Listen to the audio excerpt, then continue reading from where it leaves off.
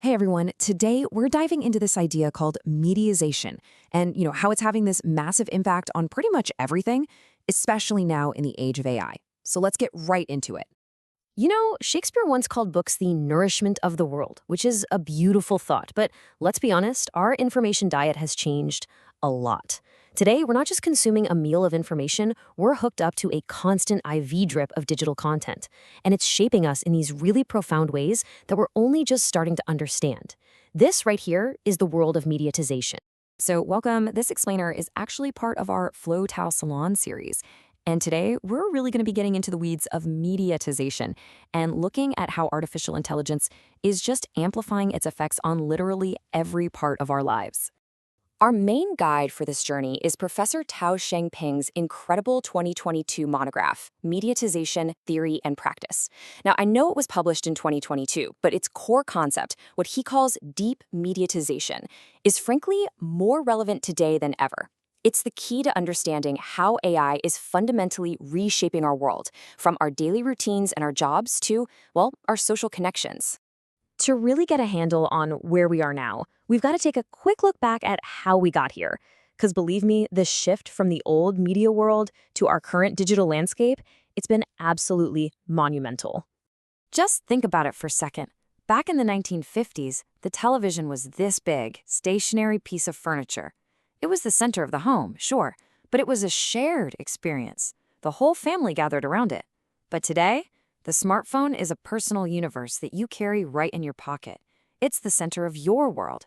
And this radical shift from a shared stationary thing to an individual, always-on, always-moving reality, that is the very heart of what Professor Tao calls deep mediatization. Okay, but here's where it gets really interesting. This new media landscape doesn't just give us information. Oh no, it actively creates what we can call digital traps. These things profoundly shape our perception of reality. Let's break down the four biggest ones. So first up, we have the information cascade. You can basically think of this as a digital stampede. It's when we see everyone else doing something, so we follow the crowd, often completely ignoring our own judgment or information. You've seen it, right? That viral tweet everyone retweets in minutes, sometimes without even clicking the link to see what it's about. That's an information cascade in action. Next, there's the filter bubble. Now, this one is sneaky. Picture this invisible, algorithmic shield that surrounds you. It carefully isolates you from different viewpoints by only showing you what it thinks you want to see based on your past clicks.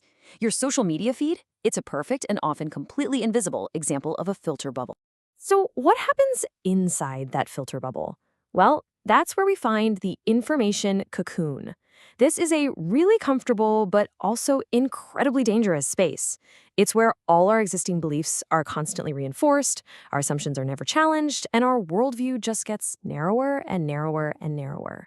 And naturally, that leads us directly to our fourth and final trap, the echo chamber.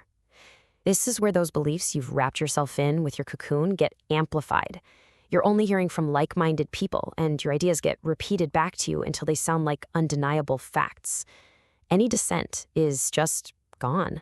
And this, right here, is the perfect breeding ground for misinformation to thrive.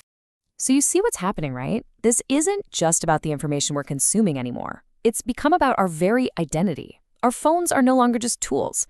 They've become these incredibly powerful extensions of ourselves. Professor Tao introduces a really powerful idea for this. He calls the smartphone a digital prosthetic. Think about that. It's not just a device we use. It's a functional extension of our own mind and body. It remembers things for us, it navigates the world for us, it connects us to others. It's fundamentally enhancing our own capability. And you can see this in the choices we make. Our choice of apps reflects this new identity.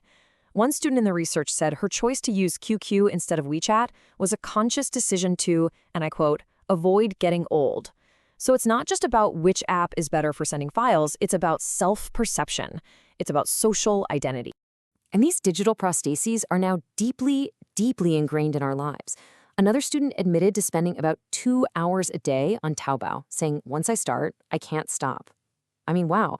That's a pretty powerful statement about how these platforms are literally shaping our daily routines and habits. So what's the big picture here?